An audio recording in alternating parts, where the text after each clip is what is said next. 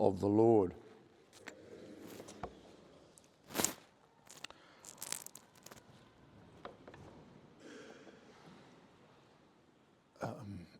I remember, when I was a novice, I was privileged enough to spend time in the desert,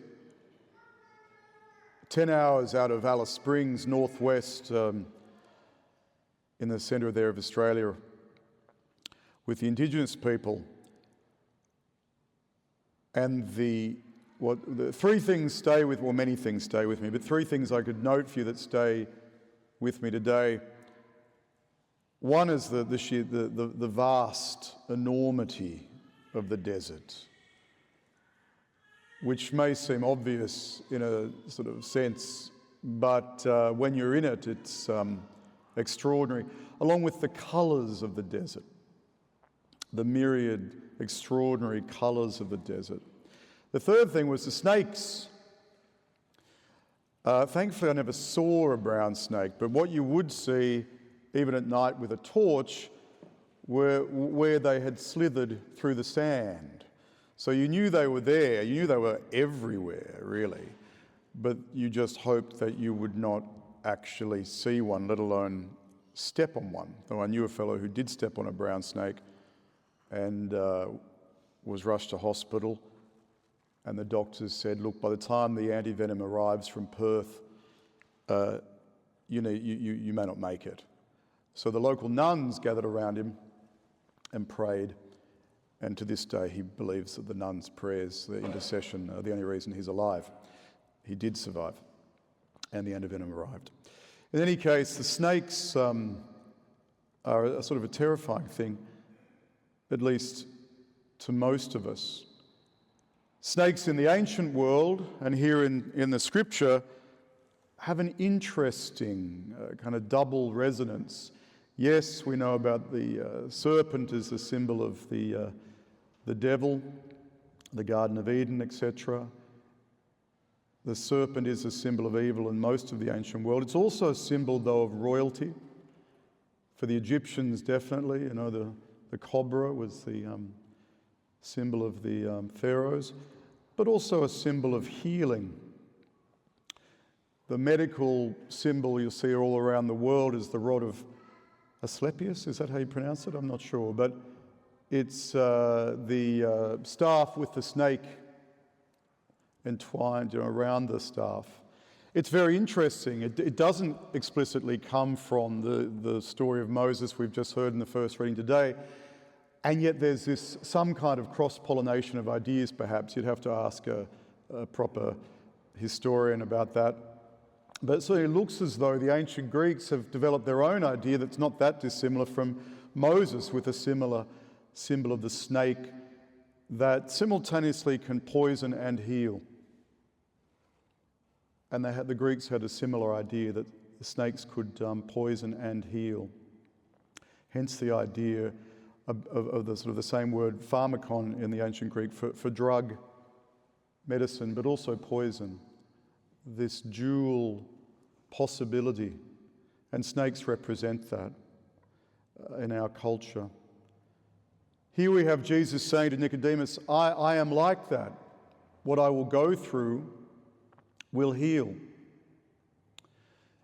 We need to clear up one very powerful but pernicious idea in the history of Christianity, that God somehow willed this to happen to his Son for us. God does not and cannot will evil acts, because he himself would be evil. He would be a dark God. He'd be a pagan God. He'd be like some sort of god from Mount Olympus or any other of the pantheon. Our God is only loving, only wills good. Hence, everything that exists is good because he's willed it. Evil is a mystery, an aberration.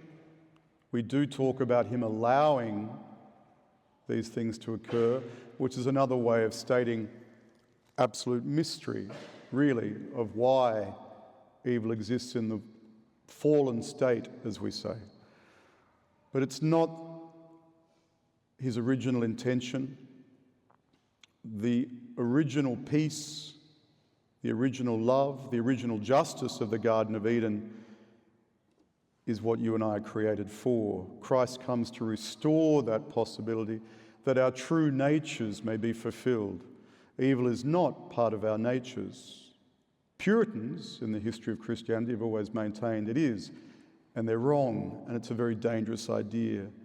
And if you're not careful, you can turn God into a monster by suggesting he wills evil. Christ loves perfectly. He's the innocent victim who loves to the end, and the consequence of that love in a fallen world was his crucifixion at our hands. The Father does not will evil. And yet Christ knows that he will have to suffer. He doesn't know exactly how, but he could probably have guessed it, that humiliating torture and crucifixion for us, for you and I, to prove that love conquers death. Present tense. That act of the crucifixion has happened once and for all to open the gates of heaven for you and I. And here we have its, as we say, the unbloody sacrifice again in the mystery of the sacrament we're now a part of today. But this idea that there is something in this fallenness that can hold the ambiguity of our lives, that terrible things that befall us can be pathways to growth in wisdom and love if we allow them by God's grace. They don't have to be cul-de-sacs of hurt, of bitterness. That Christ's crucifixion, in its enormous irony as a glorification of the Son of Man, holds open this possibility that not of our own power, but of his power, healing can occur, even in the most terrible and dark places, even in those hurts and parts of our life that seem unhealable. He can forgive the unforgivable. He can heal what seems unable to be healed. In short, the Lord's love can do the impossible for you and I, in our own hearts, in our families, and in a fractured world. That is an extraordinary belief that we share. Does it mean it's magic? Does it mean we'll open the paper tomorrow and see that original peace restored? No, not in our lifetimes, not in this world. But the promise of his second coming is the promise of the descent of heaven to earth, of the union and the restoration, the healing that's only possible in Jesus Christ.